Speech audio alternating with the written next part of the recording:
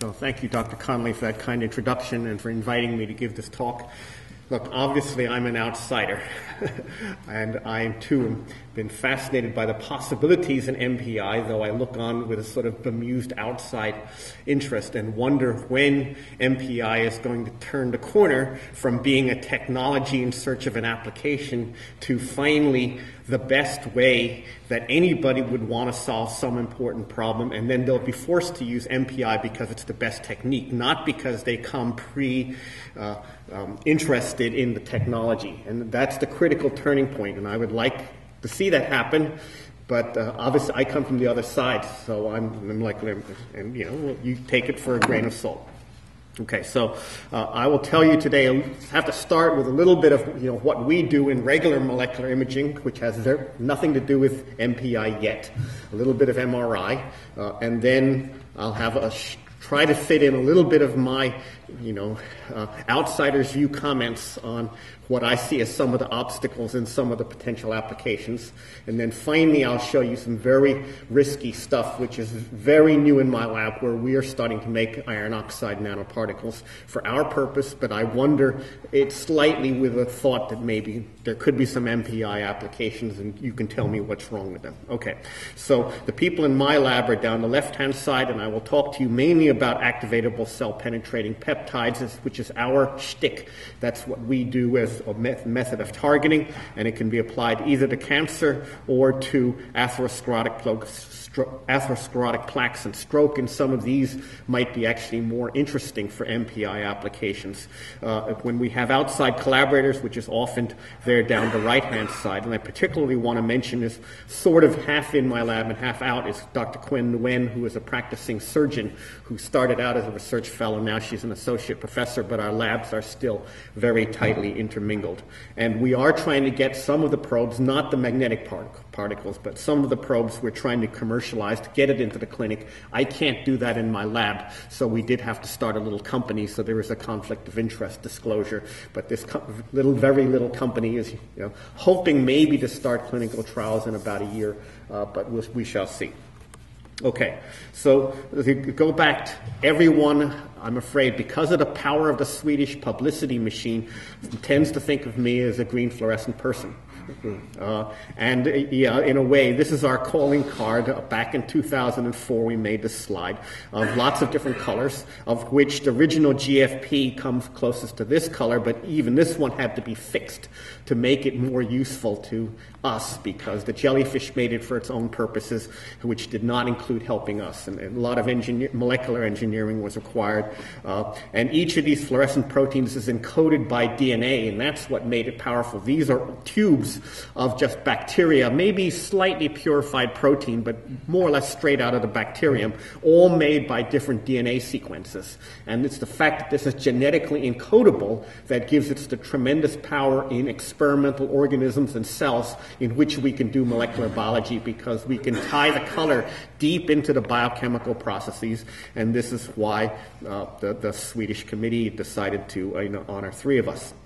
So, encoded by DNA, non-toxic, synthesizable by any aerobic organization in a few minutes with 100% yield. Okay, and the only thing left was that we got a whole bunch of these all about the same time derived from corals. The left 4 were from jellyfish, the right 4 were all from a coral organism that could be, in which we could do a lot of engineering and get different colors, and we came up, we had a mob of these colors, and how do we distinguish them? And we came up with, eventually, with names derived from the Crayola website, but they came out with names like honeydew, banana orange, and so on, where fortunately there are a lot of colors in the grocery store, and they're slightly mnemonic. I mean, the colors are sort of representing, the fruits do slightly correspond to the color of the fluorescence. Okay, so I won't spend a lot of time on that because we've already got pretty tired of them even before 2008. And already my interests were moving on, and that's sometimes hard for people to accept, that I don't have to work on fluorescent proteins primarily for the rest of my life. But we were very aware that fluorescent proteins are sometimes too big. Sometimes We want to go to ever finer resolution, down to less than 200 nanometers, and for that we need to go to electron microscopy. Sometimes to go back into up into macro scale, into mammalian and whole mammals, we need better penetration beyond the wavelengths of hemoglobin, and we eventually develop fluorescent proteins that go further and often, in fact, completely change the protein family. But the thing that I spent the most time on is the belief that we wanted to be more clinically relevant, and for that there are two big problems. First thing is that human beings are too thick and opaque for most applications of fluorescence, though as you see there are some special ones where fluorescence is still the right way to go. And therefore we wanted to get into magnetic resonance and other such sorts of things. And the other issue is that of all things, the sick human being is the worst animal to do gene transfection on because of the ethical issues. And plus the fact that gene therapy technically is not that far along. So we decided we needed to go back to synthetic chemistry, which in a way was my first love. Despite, that's what I started as a child in high school. Then, as you saw, Harvard burnt it out of me. And then when I got to Cambridge and became a biologist, I found that knowing some chemistry was the secret to being the one-eyed man in the kingdom of the blind. And then I found that chemistry actually was fun, because nobody did it around me. It was just biologists who could only spell things in one-letter codes. I mean, alphabetical codes. They couldn't make any sort of molecule that wasn't a linear string. Anyway, now we are trying to build synthetic molecules that do the equivalent of GFP, but without any DNA transfer with an injectable agent or molecule. So no gene transfer, preferably based on intrinsic widespread disease mechanisms rather than accidental correlation. So we like to probe the mechanisms of the disease because we think they're more fundamental, and say particularly in cancer cells, they could evolve away from accidental things that they just happen to have but don't really need, but they can't get rid of the deep fundamental things that make them cancerous. We want an amplifying mechanism because, especially for MRI, we all know about its relatively low sensitivity in molecular terms, so we need a lot of amplification. And we want to not be specific to any one imaging modality, and maybe even deliver drugs to help cure, not just see the disease. So what we have done is focus on these molecules called proteases. These are the enzymes that cut other proteins. In particular, it's the extracellular proteases that we're interested in for many reasons, because to go back to cancer, which of course is what brings a lot of people into the field and brought me in, partly from the death of my father and my PhD supervisor due to cancer, the wish to be a little more clinically relevant than just making fluorescent protein tools for the industry to use, we wanted to be more directly involved. And most cancer deaths occur due to metastases. That's when the primary tumor, which is this mass in the cartoon of green cells, when they swim away and cut their way through the extracellular matrix, the healthy tissue, and get themselves into the blood circulation, which is in this cartoon, or it could have been the lymph system, and then they manage to crawl out again at a distant site and colonize there. That's what metastasis is, and that's what kills people, when you have lots of these metastases all over the place. Not the primary tumor, actually, because that's localized. And to cut through all this normal tissue, break through the membrane that surrounds the blood vessel, etc., all requires that the tumor cells, have to have these molecular machetes to cut their way through the jungle. And these are these proteases. And they're so well known, some of them, like this MMP2 and MMP9 you see here, those are well known to be amongst the crucial enzymes that cancer cells use. It's actually more complicated because they induce inflammation, and then the host can generate some of these too. This cartoon is a little oversimplified. But this is so well known that I didn't have to draw this artwork. I could steal it off the web. Download it from EMD Sciences, and they sell reagents to do in vitro diagnostics, on broken up cells on MMP2 and 9. And so we want to do this, but in the live animal first, and eventually in live people, and with spatial resolution. But the trick that we use is based on this old biochemistry, which is that if you have a richly positively charged set of amino acids, a polycation, and that can be as simple as a row of arginines, that can be attached to a payload that you might want to get inside cells. And the outside of cells generally has a negative surface charge. So if you deliver this, especially to naked cells, it first sticks on the outside by electrostatic interaction, and then some of what got stuck gets taken up and swallowed into the endosomal pathway. Endocytosis is when the surface of cells constantly is recycling and swallowing what's stuck to its surface. And then the mysterious step is that somehow a little bit of what gets swallowed actually breaks out of that localized membrane and escapes into the cytosol and nucleus. Quite a small fraction, but enough so that somehow we've gotten the payload across into the cell. And that's why these things are called cell-penetrating peptides. And it's been of much attraction to people who want to get payloads into the cell, into the cytosol and nucleus, which is where the action, biochemical action is, but they don't want to micro-inject them one by one. So this works in tissue culture moderately well, and so on, but the big problem is, can we do this in an intact animal? And lots of people have tried. And you'll find very little in the literature, and part of it is, this was actually done by small biotech companies, at least 3 I know, and I was on the scientific advisory board of one of the companies watching it try to do this. And it failed. The company went glug, glug, glug, glug, glug, glug, and collapsed, which is, pretty embarrassing. And one of the main reasons, it turned out that if you inject these into an intact animal as opposed to put it on a plate of tissue culture cells, it sticks to everything. It sticks to the albumin in the blood, which is also negatively charged and a little bit greasy. It sticks to the cells in the tail vein where you just injected it. Practically none reaches the tumor. And if you try to inject more and more in the hope that that small fraction, maybe a little, will leak onto the tumor, the result is a dead mouse. It dies quickly. So that's one of the big problems, and it's because of the non-selectivity of this adhesive. This polycation loves to stick to everything, which is okay in tissue culture where there's nothing to stick to but the cells.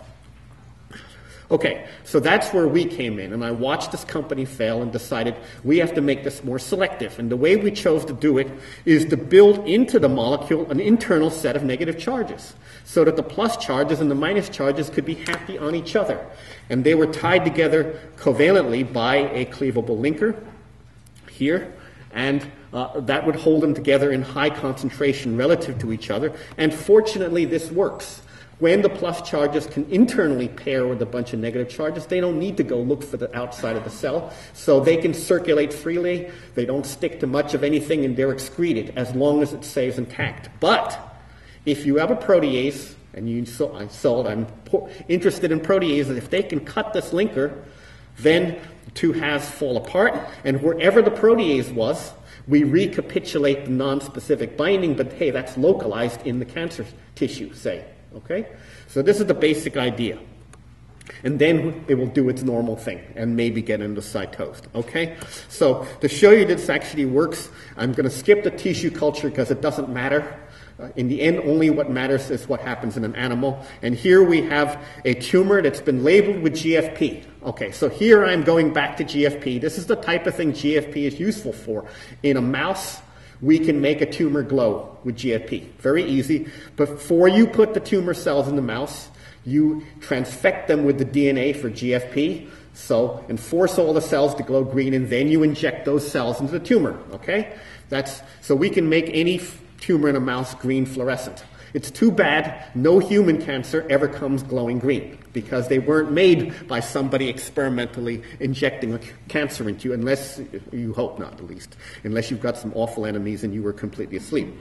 So this is only something we can do in a mouse, but what we could do in a human being is inject this molecule, which is color-coded with the negative charges here, the cleavage sequence in green, the positive charges in blue, and then the label, the payload. In this case, it's a deep red fluorescent dye called Psi5, and we inject this into the tail vein. It circulates. It doesn't stick until it reaches the tumor. The tumor cuts it using the MMP2 and 9 between the G and the L. This is a known good substrate for MMP2 and 9. The result is the LAGR9 no longer has negative charges, so it's like we stripped off the non-stick waxy backing paper, revealed adhesive, which then latches down onto the tumor. tumor and paints it red. Okay? So now we can effectively mimic the green color with the red color, except this was done without genes, with a synthetic injected molecule injected into the tail vein. And in this case, the tumor, you didn't even need either one. You can see it directly.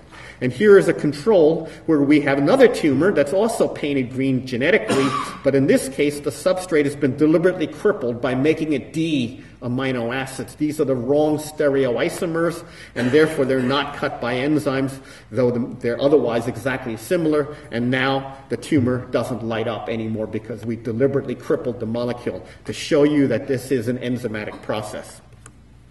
And we can repeat this in the MRI sense.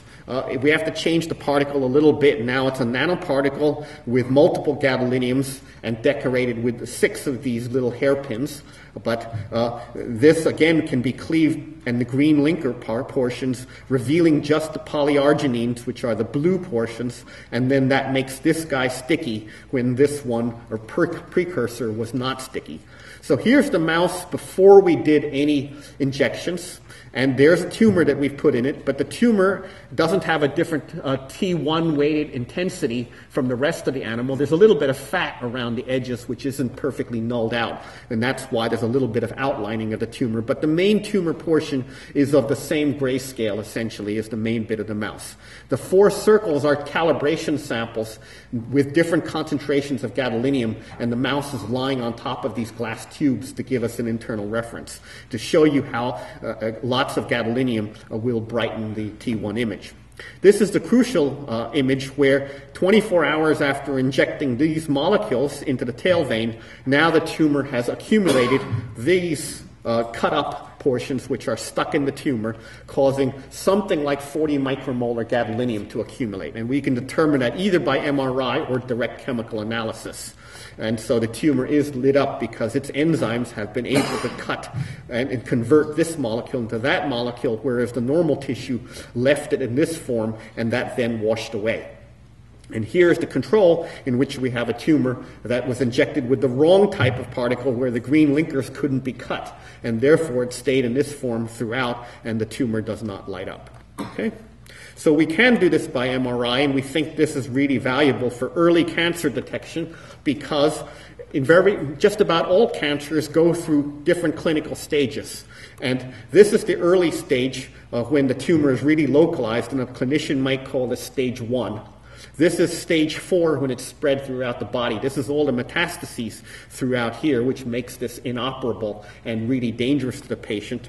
The cost to the healthcare system is about 100 times greater at this stage. And this is, of course, where all the drug companies are focused because this is where the money is. And also this is where the patients are desperate. They are on the last legs. They will try anything. Whereas at this stage, the prognosis is really good if we can catch it. But most of the time, unfortunately, we don't catch the cancer this early. We wait until the patient doesn't come in until it's close to this stage. And therefore, we spend a lot of money without much good result. So we're trying to move it back toward the left. And as a sign of where we're going, here is a big primary tumor. This is another case. And big primary tumors ought to be easy to see. But crucially here, we can even see the small metastasis, which is this little local brightening. And that's a lymph node that is picking up the cancer cells from this primary tumor. And the scale here, this is 7 Tesla. This is only 1 centimeter from here to here. And so this is about 1 millimeter or so in size. And this is the place we're aiming and looking like we're getting there. By the way, there is another lymph node matching it on this side, which doesn't have cancer cells because it's further away from the primary, and indeed it's not enhancing. So we can tell the difference between metastatic and non-metastatic, even though this may sound like a case which is too late. That's also important to the patient because if metastases have already occurred, then you may not even want to do an operation. And right now, we're so bad at it that often we do operations uselessly. And we open up the patient, find out that there are metastases, and then have to sew them up. Or we try to dig out some metastases, but it's hopeless anyway because there are too many. So we need to be able to see at every stage, preferably early, but even later. Okay, now there is a place where fluorescence is really important, and I'll show you that here, which is in surgery. In surgery, we solved a big problem with fluorescence, which it doesn't penetrate very well through flesh. It's heavily scattered and absorbed and all of that. The red dye helps somewhat because it's beyond hemoglobin. It's in the far red and infrared, but even then scattering comes and bothers us.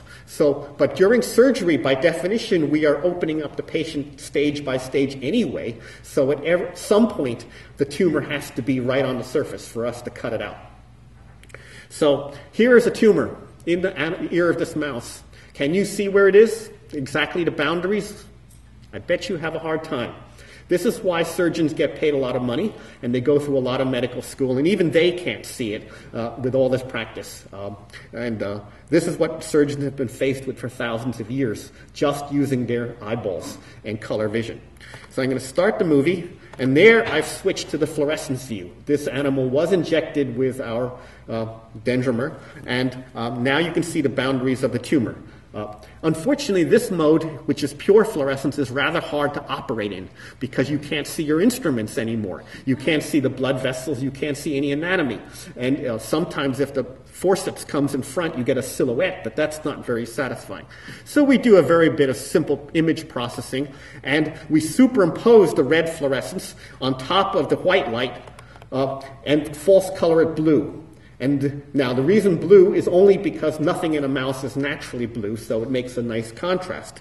And the surgeon has a foot pedal, so she can choose. Right now she's looking at white light only, and she can get fluorescence only, or she can get the combination in real time at 15 frames a second, made seamless, even though the actual lights are flashing on and off 15 times a second. You can't see it directly with your eyes because it's alternating, but the computer synthesizes a nice smooth view when you look at the monitor. Now, here Dr. Nguyen, my colleague, is moved to the neck region, and she's looking at the lymph nodes. And this is the confusing, blurred view you get looking through skin. And it would be even worse if the lymph nodes were deeper.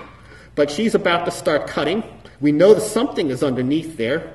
And she's cycling around the views. Now she's cut it open, and now you can see in the fluorescence and the overlay, this is the heavily affected lymph node, and there's a little bit of involvement here.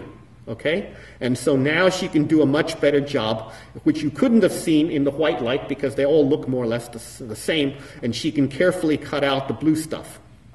Okay? And you see when I flip back and forth that you don't see very much in white light clearly, and you need the molecular marker. Okay? This is just the next example. She did 3 mice, and we won't stop for all the movie bits. Okay, so maybe the lights can come up a little bit again. We've tested this to some extent on all sorts of different cancer models, and so far all of these, everything we've tested, has the activity, the enzyme activity, to a greater or lesser extent, enough, we think, to be able to do this type of measurement, though we haven't done it all as carefully as this past example. And part of the reason this is relatively universal is that much of the enzyme, the MMP2 and 9, comes from the host, not just from the cancer. And the host is the same throughout. I mean, it's a mouse. It's the inflammation. And very recently, with a new trick, we've been able to actually deliver chemotherapeutic drugs, not just contrast agents. I've shown you MRI and fluorescence, but we can deliver a drug that kills the cancer and do a better job and cause, in the correct case, when we have everything targeted right and the drug there, then we can save, in this case, a couple of animals from complete death. This is the survival curve, and they were all going to die by every other treatment, including the same drug without targeting, but with targeting, we've been able to get some cures. And these animals actually are still alive 260 days after operation, almost a year. They're about to peg out from old age, not from the cancer, and the cancer is gone. Now, we want to do better, of course, to the point where they're all cured, and we're still working on that, but this is a significant improvement already. And we're not just limited to cancers, and this gets now maybe things that are more directly relevant perhaps, or quicker perhaps to apply. We can switch the substrate from, it used to be PLG-LAG from matrix metalloproteinases in cancer. If we switch it to DPRSFL or something like it, now we can read thrombin, which is a clotting enzyme, very crucial in the circulation. And it turns out that atherosclerotic plaques, the hardenings in the wall of the arteries, make thrombin at a late stage when they're they cause little bleeds, and when they're about ready to collapse and get loose. So here's an example. This is the neck opened up even further, and in here are the blood vessels, and most of you wouldn't be able to find the carotid arteries because you're not surgeons.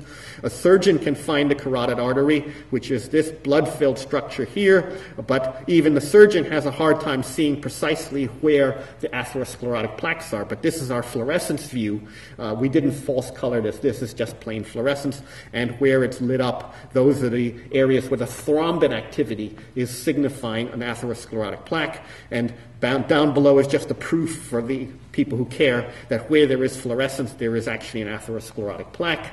And I want to move on more quickly. So the key point is that we have found an association where the more dangerous plaques that have a higher pathological grade are also brighter per pixel because they have a higher intensity of thrombin. And this is important because there are other means of finding plaques, like CT scanning. That's the routine. But the CT scan looks for calcium, basically, because that's the heavy element. And calcium is present whether or not that plaque is dangerous. Plaques can be just stable sitting there when they're no harm to you. The dangerous ones are the ones that are getting loose and ready to come off and then drift along the circulation and lodge somewhere else where they will block the blood vessel. And if it goes into your brain, you get a stroke. If it goes into your heart, you get a heart attack. Obviously, those are the worrying things. And many people die. Even there's a famous, in America, there's a famous news column person called Tim Russert who died a few years ago right after he had a checkup. And the doctor said, it's okay. And a week later or a month later, he was dead because they had not realized that one of his plaques that they knew he had was actually vulnerable, and it gave him a stroke, and he died. So there is a big clinical need to be able to distinguish vulnerable from stable plaques. Thrombin is one of the markers. It may not be the only one or the best one, but it's one that we are trying to exploit, and that one could perhaps a marriage of MPI with molecular imaging could go for. Because of time, I won't express this, and it's published, but we can also see thrombin activity in the brain during stroke, at least in experimental animals. And there is a clinical need to know how big is the area of the stroke. The patient comes in, he or she may be unconscious or may not be able to move a certain portion of the body or may not be able to speak. And the clinicians tell us they need to know how big is the stroke and also, crucially, how old is it? Because if it's less than 4 hours old, they can treat it with tissue plasminogen activator. If it's more than 4 hours, they're not supposed to touch it. That same drug will make things worse. And often the patient doesn't know. If the patient was alert enough to say, oh, at 10 o'clock something went wrong and I can no longer speak, but you can write down it happened at 10 o'clock and you're brought into the hospital at 1 p.m., maybe that's okay. That's 3 hours. But what if it happened at night when you were asleep or during an accident and you can't communicate? They need to know. And there's biochemical changes that occur over time, and we would like to be able to read them biochemically and let that tell us when the stroke occurred. Okay. So this is a summary that we have a mechanism of cleavage-activated uptake that is delivering contrast agents for a variety of readouts like optical and MR, magnetic resonance, maybe chemotherapeutic agents, and we're interested in others. Okay. For lack of time, I'm going to try to move on to, so here's my special pitch just made for you guys, my thoughts on how can molecular imaging and magnetic particle imaging, how might they be married? And here I have to divide my thoughts into two quadrants, preclinical versus clinical, and intra versus extravascular. And these are sort of orthogonal axes. Obviously, preclinical is far easier for regulatory and safety reasons. Smaller size of animals means smaller magnets, etc. But your problem is that preclinical has many other techniques that also are best preclinically and provide you with a lot of competition. So, for example, tracking of a given cell type or disease, I'm afraid you've got a lot of competition based on genetically encoded reporters, which are deeply fundamentally tied to the biochemistry, and a huge amount of development has gone into them, and thousands of people work on them and use them and are trying to polish them up. So that's tough. It's not impossible, but you've got to find your application quite carefully. And you have the problem that yet, so far, magnetic nanoparticles are not yet genetically encodable. I know there's some very interesting directions underway, possibly at Berkeley. Maybe you'll get there, and that will be great, but not quite yet. Okay. Meanwhile, the luminescent bioluciferase, fluorescent, like the fluorescent proteins, even absorbing ones, which are detectable by photoacoustic tomography, and both synthetic dyes and the genetically encoded, as I said, have been really heavily developed and hard to compete with.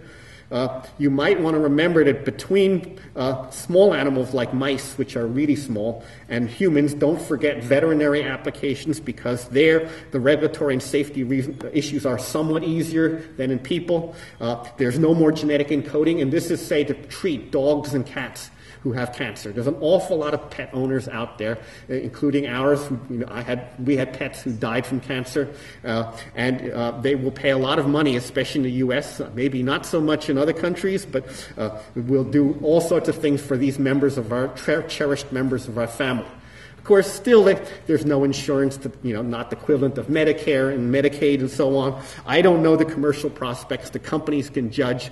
But I wouldn't. Rabbits are an interesting stage, but dogs and cats are a crucial one you might want to think about. But you have to have the right links to veterinary schools. One thing I've learned is you've got to work with clinicians. You can't. Those of us who build molecules and instruments are not good enough at guessing what the clinical needs. Let them tell us, and you work with them very closely. Okay, that's on the one side. And the clinical, of course, you've seen some of the things, but now I'll switch over to the intravascular versus extravascular classification. Intravascular is easier because you can use particles of quite a large size, up to a few microns, as long as they won't clog the capillaries. But then you're in competition with ultrasound, which also is mainly intravascular, and it is very cheap to build, very, very safe. Hey, you can do this on pregnant women and fetuses, It can be very sensitive down to one bubble. Now, maybe you want to exploit where they're weak. They're a little bit hindered by bone. They can see this through the skull. They tell me it's a bit of trouble, but they can look into the brain. The place they're really limited is the lung, because of all the air that's in the lung that scatters ultrasound like crazy, and so they're essentially blind in the vicinity of the lung, and you would have no problem with that. So it's a thing to be remembered that you want to go for where they're weak, okay? And then the applications are, as I mentioned, unstable atherosclerotic plaque. I didn't mention deep vein thrombosis, but my radiology friends tell me that that's something they needed to do. Stroke mapping, where and when did the clot form? And then there is the hope in some people's minds that the vasculature, even around the tumor, even not the tumor cells themselves, but the tumor cells make their blood vessels distinctive enough that you could detect it while keeping your particle in the blood circulation. And this is a somewhat controversial view, but worth remembering, and it will be a way you could get a cancer without having to leave the vasculature. Now, if you can leave the vasculature, I do think that the nanoparticle diameter has to be less than 10 nanometers, and this is set by the biological leakiness of blood vessels, plus the fact that you would like the nanoparticles to be able to go through solid tissue and diffuse a bit. And it's hard for a 50 nanometer or 100 nanometer particle to get through. It is orders of magnitude slower than these small ones. And that means we need really small particles, and you may tell me, and I suspect, I faintly read somewhere, I faintly remember reading somewhere some discussion of the optimal size, and that things get very tough below about 40 or 50 nanometer core sizes, in which case maybe you're going to tell me this is hopeless. But we are trying to make very small iron oxide with very thin and very stable coatings, because here it's the outer diameter that matters, not the core, and we don't want to waste it on inert passivating stuff, except the bare amount necessary to make it biocompatible and stable. Now, there are people who believe that in some tumors the vasculature is very abnormal and leaky, which means that nanoparticles of up to 200 nanometers can get out. This is the famous enhanced permeability and retention effect, which I hope those of you who are trying to apply MPI toward tumors will, I'm sure, have heard of this. And some people love it because it's really convenient if it's true. The problem is it's mostly not true, I don't think, because it's an artifact of fast-growing mouse tumors. We all love to work in if we want to work on tumors in mice, we want the ones that grow really fast so our graduate students can actually graduate, okay, and do a couple cycles of experimentation. No human tumor grows that fast. They grow over scales of years, so you don't get much experimentation on them. And already in mouse tumors, there's a sign that the really aggressive ones that are great models and easy to work on have this the most. And even when human tumors do have it, it's probably sporadic. This little patch, that little patch, that little patch, leaving large areas of cells with no such horribly abnormal vasculature. And again, even if it could get out of the vasculature by EPR, it will not get very far. So it will be limited to the immediate coating, just a few a micron or so around the side of the vasculature. Okay. Regulatory barriers. To my knowledge, there are no iron oxide nanoparticles currently FDA approved for magnetism-related applications. You mentioned Resivist, but I understand that it's off the market now because commercially it couldn't make it even for MRI. There is this stuff called ferromoxetol, which is currently approved for iron deficiency anemia, and even the MRI people have to use it off-label, which makes an experimental procedure that you can't get reimbursed for. It's okay, at least there's one, but that's not an ideal state. And eventually, when MPI becomes really big and successful, you will need a particle designed for it and a device, a scanner, and they will have to be probably approved in parallel if you want to go clinical. And that's a very tough direction to accomplish both at the same time. Not impossible, but you need the backing of a big company that can both build instruments and build molecules, because it's very hard for two separate companies to do it. Each company wants to wait for the other. The one developing the particles will say, I'm not going to do this and go through the FDA until I know there's a scanner. And the scanner people say, well, I'm not going to build it until I know there's a contrast agent to use it with. So that's tough. Even in fluorescence, where the instrumentation I showed you is essentially trivial, compared to the MPI. Okay, there's some little challenges, but it's nothing like as hard. It's being pretty tough for us to figure out how to get the drug and device to work in parallel. So maybe I can suggest if you can find a way to build an iron oxide nanoparticle that works for MRI, that's your crutch to the halfway step to get it approved by the FDA, and then ideally it'll work somewhat in MRI, but even be better by MPI, so you'll still have a competitive advantage, but it will be good enough to get it through the first stage. That's one suggestion, but I don't know if this is, I'm raising it for you to tell me why it's not possible. Finally, we're trying to make iron oxide nanoparticles, and this is very, very new in my lab. The approach we're taking is to buy these already made 5 nanometer particles that are very uniform in size, but they're unfortunately completely hydrophobic. They're coated by oleic acid, and we go through an exchange process and put on these extremely hydrophilic ligands, which are zwitterionic, that packs the maximum amount of hydrophilicity in the very smallest, thinnest bit of molecule. We use a catechol for the high affinity to the iron. This is for the chemists. And crucially, this is close to what Mungi Bowendi, for example, has done, but he's using a catechol that doesn't have an electron withdrawing substituent. So the ones that have been published are very unstable because they get oxidized rapidly, and the catechol falls apart. It gets oxidized to a quinone. So we have incorporated, our contribution for the moment is to put this electron withdrawing group in without otherwise changing the molecule. And we think, we have not proven, we think this will make it much more stable. And our particles are nice and small. This is showing a mean distribution peaked around 7 nanometers in diameter, which is still just barely small enough to get through the blood vessels and out into the vasculature, because I want to look at extravascular targets. And it's quite similar to these guys, which are in the literature, but as you see, they don't have the electron withdrawing group that we put in here. So these are fine for a few days and then they oxidize. But otherwise, the cores are very similar. And so eventually what we're trying to do is build something like this, where there's the simpler version is where the iron oxide exactly replaces the dendrimer, and the protease will convert this from a non-sticky agent to a sticky one, and this will be a T2 relaxation agent. The other way to turn it around is to reverse the polarity of these groups here, attach the throwaway end to the USPIO, and the USPIO here now serves as a quencher of the gadolinium, so that the gadolinium is actually released and activated upon protease attack. So we're not sure which of these will work. This is the type of thing we're thinking for MRI, and if there were a way to bring this into an MPI field, I would love it. Of course, I have no MPI scanner down in San Diego, so that's part of why I'm coming here, is to learn about all of this stuff. And maybe all of this is crazy, but hey, this is what's fun. So thank you very much.